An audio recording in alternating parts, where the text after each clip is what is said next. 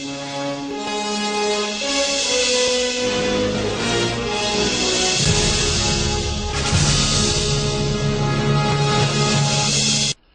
everyone, and welcome to Astronomy for Beginners, and I'm Martin, and today I'm going to do a guide which, to be honest with you, a lot of beginners that face a lot of problems on a particular telescope they want to buy, a certain mount, or anything really. And well, today what I'm going to do, I'm going to show you an example which I think, to a first time buyer or a beginner who wants to first start out, which I feel is probably the best telescope you can buy for the money. It is a lot of money.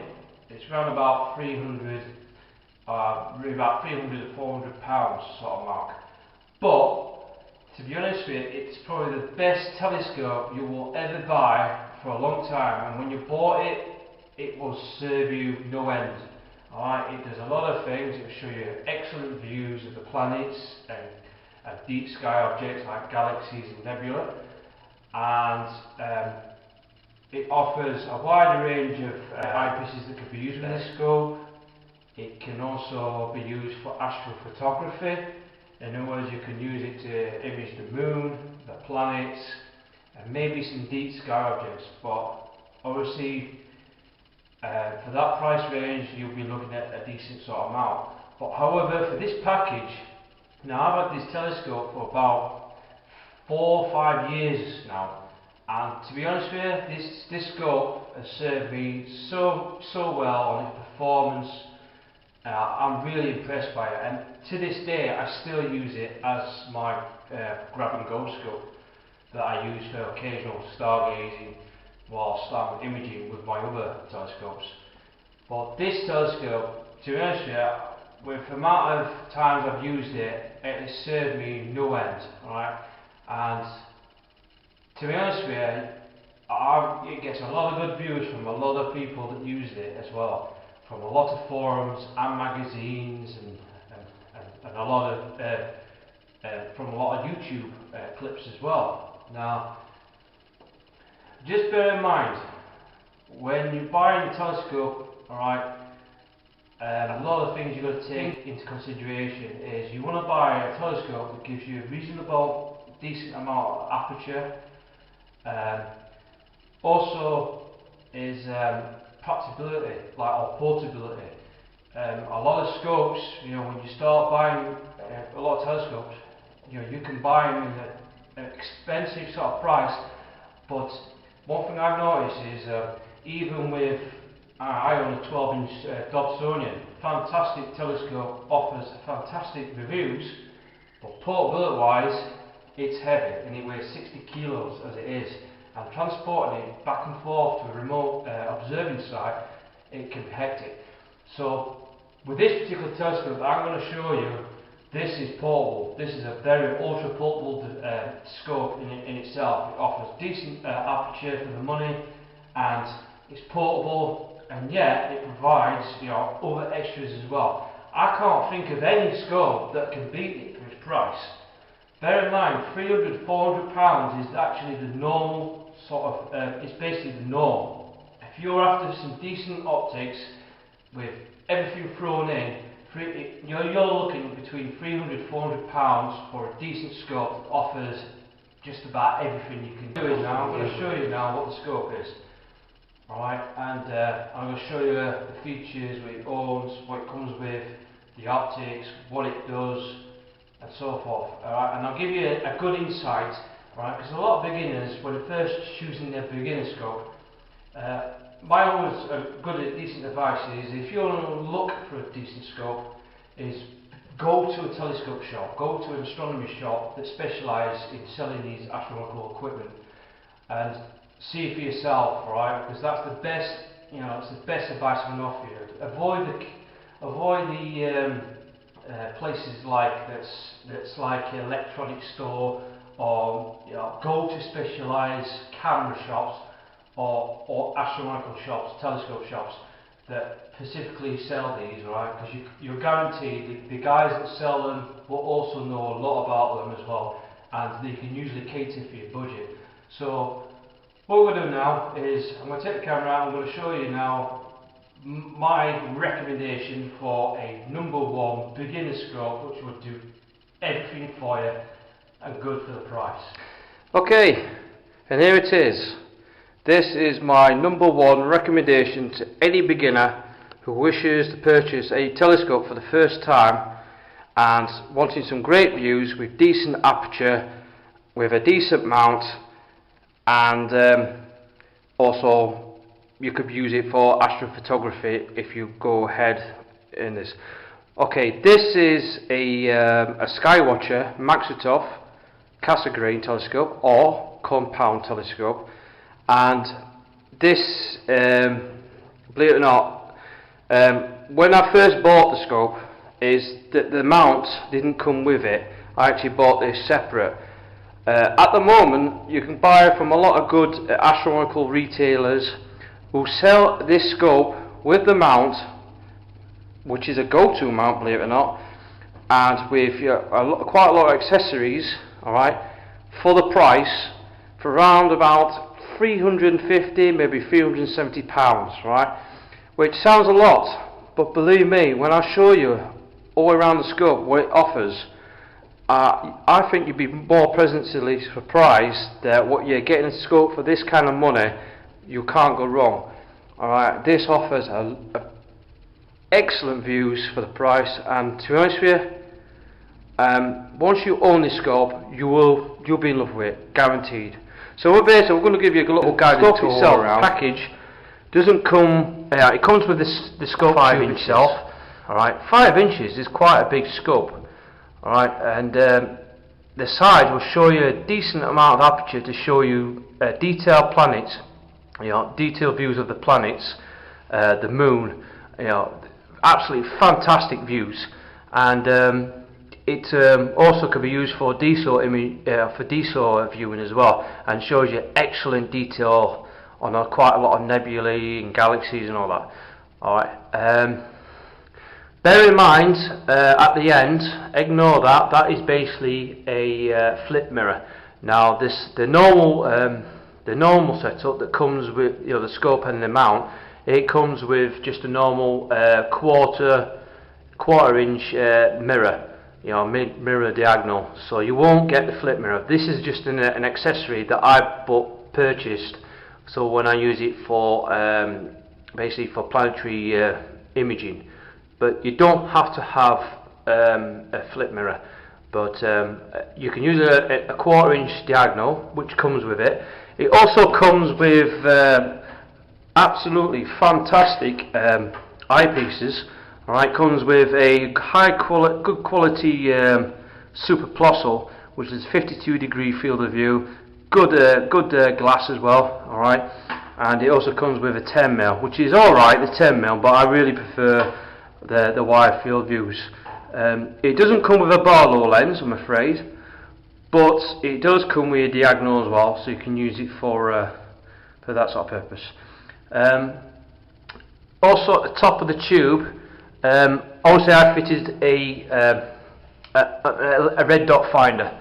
I believe that some telescopes, I believe the 127 Mag has the 6x30 finder scope, which is adequate, but to be honest with you, I think the laser red dot finder is probably the best one to use, because it gives you an upright view image and you can line up the stars in an upright position, and it's easier to see them and line the stars up when you're doing the setup. But it's personal choice, alright, to be honest with you. But 6x30 view, finder scope is good. It's not poor. It is quite good. But I find it a lot easier with a red dot finder. I believe that some of the Skywatchers do come with a red dot finder, and some come with 6x30. Obviously this is just an additional attachment which I've just attached myself, but the package, I think the normal package comes with a 6x30 finder. Also, the mount is a Altaz mount. Basically it's motor driven, all right, and it comes with, because it's a go-to, it comes with an SynScan AZ handset, all right. The mount's very collapsible, and it can you can extend the legs as well to a good 5 foot or so, which is more than adequate. But I found it just not to extend the legs because it makes it much more stable. But personal preference is it's more than adequate, all right, and it's quite sturdy. I mean, very sturdy mount, because that's what you're after more than anything. And it also comes with a, if you look here, it comes with a like a level bubble, so you can level it up, alright, so you can get it on dead ground and level it up to north. The setup is more or less the same like an equatorial mount. The only thing you don't need to do is put basically polar line. There is no polar line function on this. All you have to do with this mount is basically set the tripod pointing north. Make sure that it's level using the spirit level so the bubbles in the middle. Alright, and when you switch it on, you basically set the date, time, the location where you're at, and then it'll give you a bright star or 2-star alignment, which basically you line up a star or you line up 2 bright stars in the sky, which I must confess that to use one of these, which is probably the best investment, is get yourself a planisphere so you know where all the major bright stars are in the sky, alright, of that particular night. Alright, get yourself a planisphere. It only costs about £10, alright, £10 well spent, because this will give you an up-to-date of the night sky, and you can find where all the major bright stars are. Alright, get one that shows you the bright stars, the names of them. Alright, and you just line it up with a scope, alright, using your finder scope from there. Alright, you line the finder scope to the bright star, and as long as it's in the main scope through the eyepiece, alright, it will then, once you've lined it up, it will go to the next star and then line up from there. Same process, and once that's done, that's it. That's basically you pressing go to the next object and so forth. Like if you want to view Saturn, for instance, or the moon, you just click on the handset, say I want to go to that object, and boom, there you go. Alright. Bear in mind, one thing I do need to highlight is the handset looks very similar to the more expensive SynScan equatorial mounts, but believe me, this is a different handset. Alright, this will not work with an equatorial handset, so don't think that basically here it has a SynScan Altas there. It's a different complete handset altogether, and it can only be used with this type of mount. Or you can use it on a Dobsonian mount as well if it has the motor drives.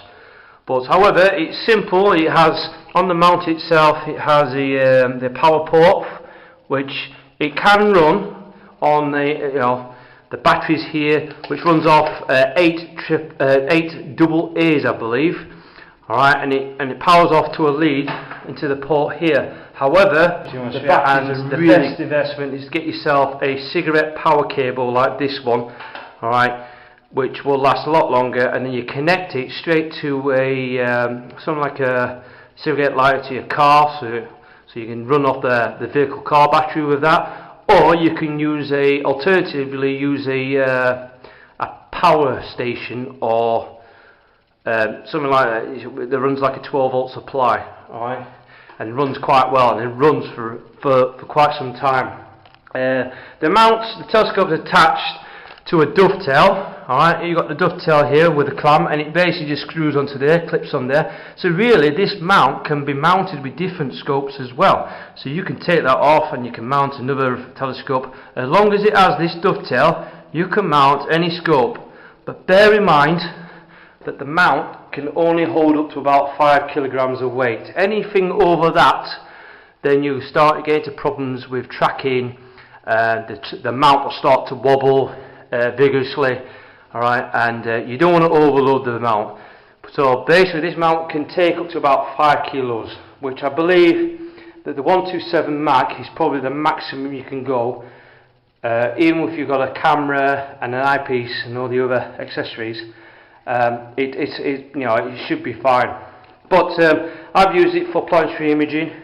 Alright, fantastic mount, and it tracks quite well. I mean, for a mount like this, you can't go wrong. It's good for the planets. The only problem is for DSO imaging. If you want to take pictures using the DSLR or a CCD, the mount is not that as accurate. All right, it can go to about 30, maybe 45 seconds before you start getting start getting the star drifting. So you can get long exposure, which is possible. Right, 30 to 45 seconds is probably the max you're going to go. However, like I say, there's nothing stopping you. I mean, you can get some great images of the M42 and maybe some of the brighter DSOs. All you have to probably do is have to keep collecting 30-second exposures, and the more you collect, the more you can stack the images using DSS, which is Deep Sky Stacker. Alright, and use that function to capture the software. Alright, again, it's a very sturdy tripod. I like this. There's a one little function I do like. Obviously, I'll take these eyepieces off. Alright, I do particularly like it's got a nice touch to it. Alright, it's plastic, but it's quite a rigid plastic. And one thing I do like is as you can take the accessory tray and it unfolds like that, and it comes apart, and you can fold the tripod. You can actually carry this telescope with it mounted, and the mount and the tripod together, hold in one hand. Really, it's quite light. It weighs around about 6, maybe 7 kilos overall. But ultra light, ultra portable is what you need, really. I mean, for a beginner, I think this is a fantastic scope. I can't find anything that can beat this scope, to be honest with you, for the price. But everything you need to know, and how to use it, decent amount of aperture and good tracking. Go-to. Now, a lot of people are saying to me, why go and get a go-to? Why can't you get just a normal mount? Well, to be honest with you, technology nowadays, I mean, if you're one of the guys who want to have the thrill of the hunt, basically you want to use a star map yourself, and you want to find it by using star hopping or something like that, then that's great. But however, I mean, I've been into astronomy for about 20 odd years or so, and to be honest with you, go-tos are very easy to use. Technology nowadays on the go-to are so much superior compared to about 10, maybe 15 years ago when I bought my first go-to scope, which was a Meade 125 ETX. Okay, it was adequate, it tracked well, but today's standards now, go-tos have improved dramatically, and they're so much easier to use. The technology is brilliant on them, and the handset, believe it or not, you get a cable with this package, which you can update the firmware, so you can update the handset, so it makes your telescope run so much better. So you can update it once in a while, keep it running smoothly. All right. There's very low maintenance on this on the mount itself. All right. There's not really anything you can really do to it, other than the scope clean the optics from time to time, which is only clean the meniscus lens. All right. But the good thing about the Maxutov, it's compact, it's light, it's got a decent aperture, and the good thing about the Mac is it reveals some good views of like refracted type performance, razor sharp images of planets and the moon, and with that with no false colour as well.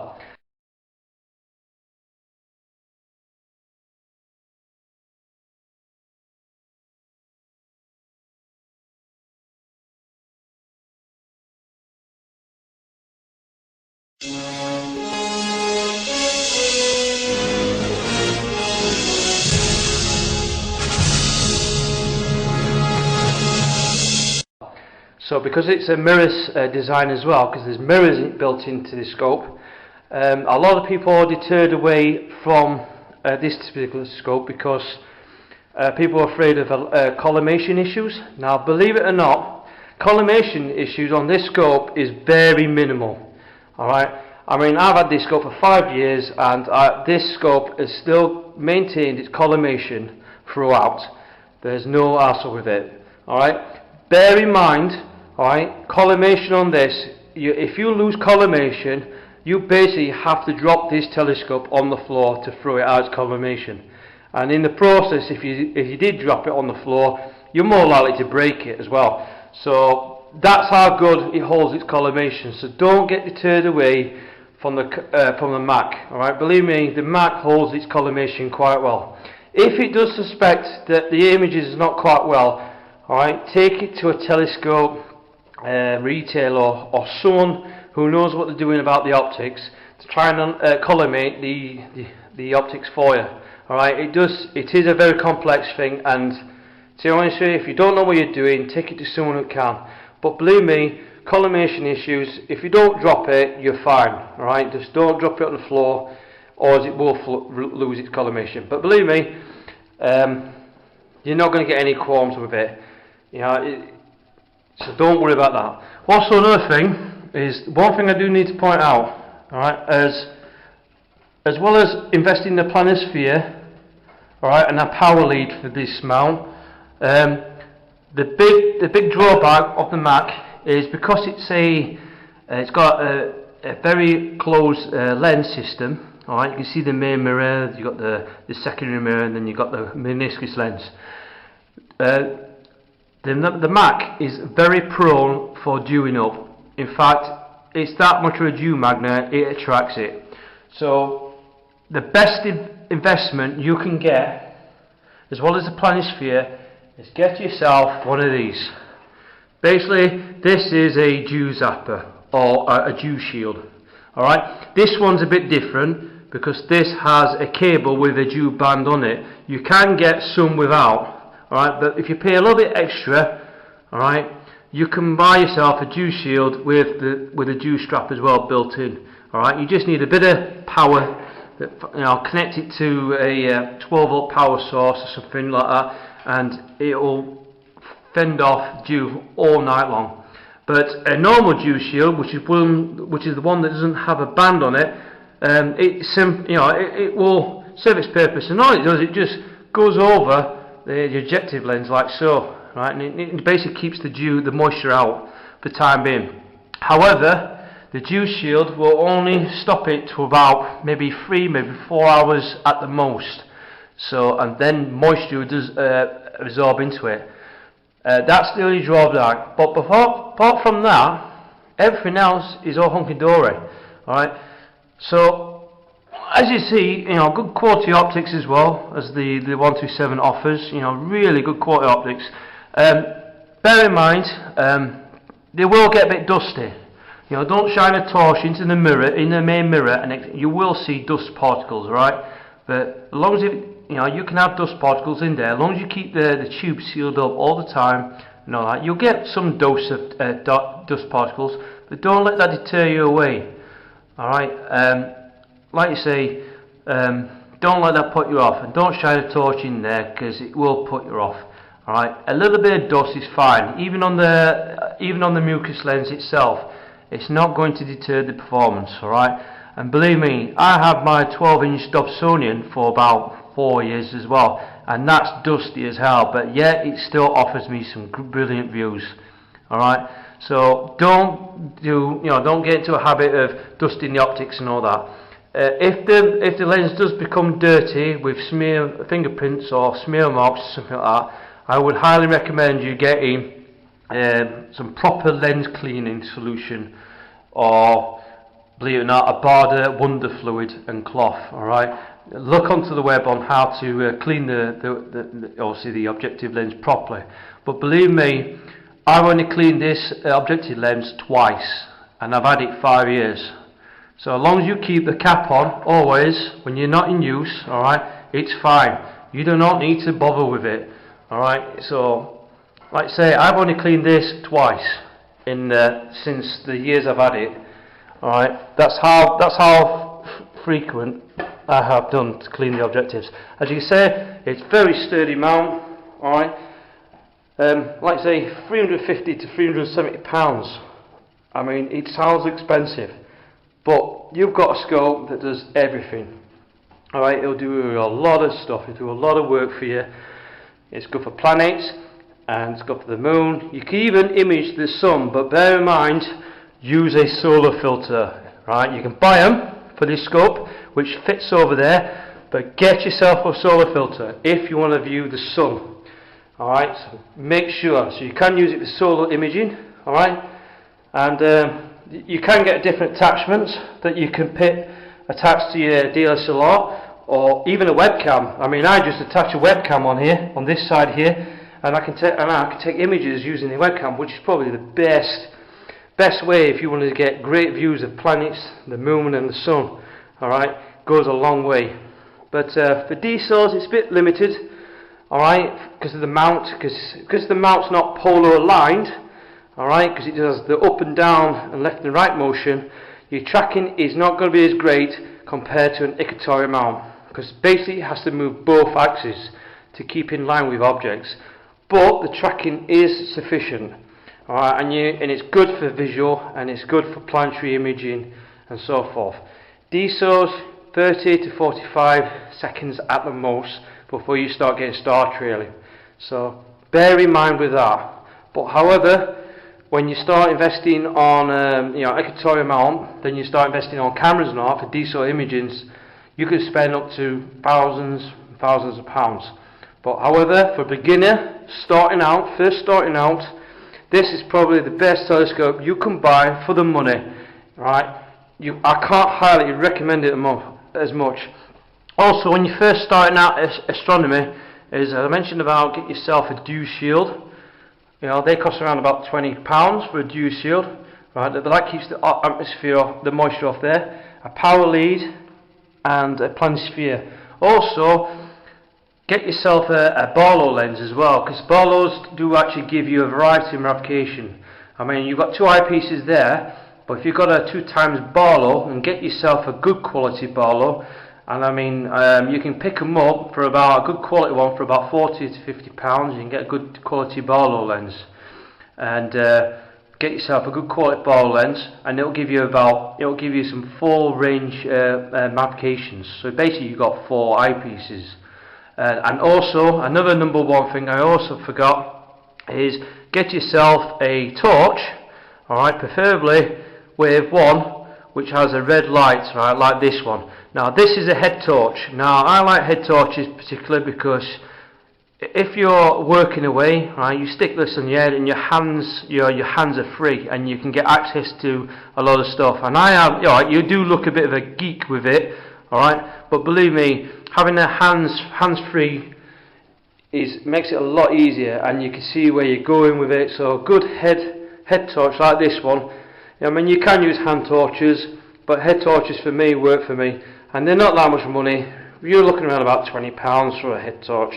But get yourself with one that has a red LED sort of light, which is not too bright that ruins your night vision. But good old head torch, alright, works a treat for me. Alright, and I use it all the time. In fact, that's the only thing I use more than anything. Okay, first thing I forgot to mention about is the specifications of the 127mm Mac. Alright,